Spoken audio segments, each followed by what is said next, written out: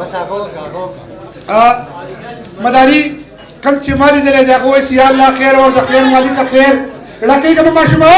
لکه کوم ويا الله خير ورده خير مالك خير ويدا كل جان مالك تعالى تعالى تمولاي تمولاي تا پیدا کړو کریستوري چې پښپکه موږ ته ګوري وای داس په مزه کنمر تا پیدا کړو منور شاګردا ځان تیار کا اوس په مارو نور وجنګو مارو نور ته خایو ګوري جی یو خبره کوم یو ته کوم ملت ته کوم زایده ته کوم او هو مجمع مرګه لاس بوا کله مجا ګوري جی اوس وره یو خبره کوم خیال کوي حسنا چې کېل تماشا او مداري ته ته زوکم او جيب ته خندا دا وي د جيب په خپل خیال ساتي جی یا الله خیر ورته خیر مالک خیر ګورئ جی تاسو ما ډیر خپې زلې زه حکیم زما پلار حکیم زما نکاح حکیم اوهو زما نکاح حکیم زما نسر تر نسل ټول حکیم حکیم حکیم حکیم او دا څه چې دلته پراته دي دا ټول زموږ د دې شکلونو د دې شملې د غرونو مال دی که یقین مو نه وي بیا به د افسر افغان نه تپوس وکړئ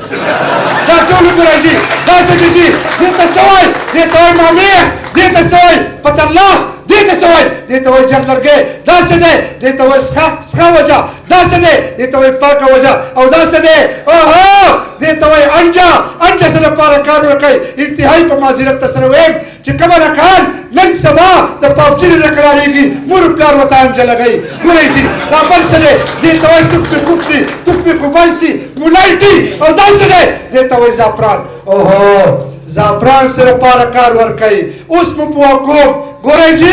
اوس مو پوه کوم زعفران سره لپاره کار ورکوي هغه شاعران حضرات چې ځان زیار کړي کتابونه ولیکي کتابونه دې څوک نه اخلي په بیه نه اخلي او بیا ناست دي هغه کتابونه ناست دي او لګیا یي چې چل کوي په زعفرانو باندې خلکو له د یارانې تعویضونه دي دا بل څه دی دې ته وایي اوسکې کوپرې جوارې او دا څه دی دې ته څه وایي اوهو دې ته وایي لاچي چې څوک زیاتې چغې وباسي یو دړی لاچي ورله شپې ورکوه هغه به ټیک کېږي دا څه دی دې ته وایي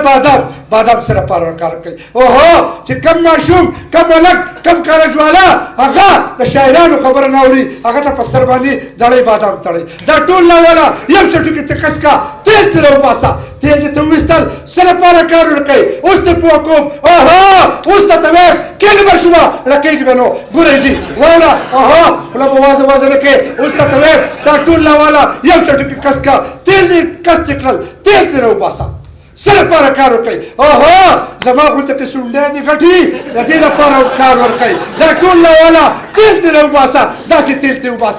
ترې وباسه په څه لپاره کار ورکوي که په خپلې دړي په سر یې ولګوه په لاس دې دړي په خپل یې ولګوه په خپلې دړي په خېټه یې ولګوه په خېټه دې دړي په ملا یې ولګوه په سخر دې دړي په خواښ یې ولګوه په میا دې دړي په نکاح یې ولګوه پال پرهیز نور رسم نشته صرف اور صرف د شاعرانو نه بځای شاعران نه بځان ساتي ډېره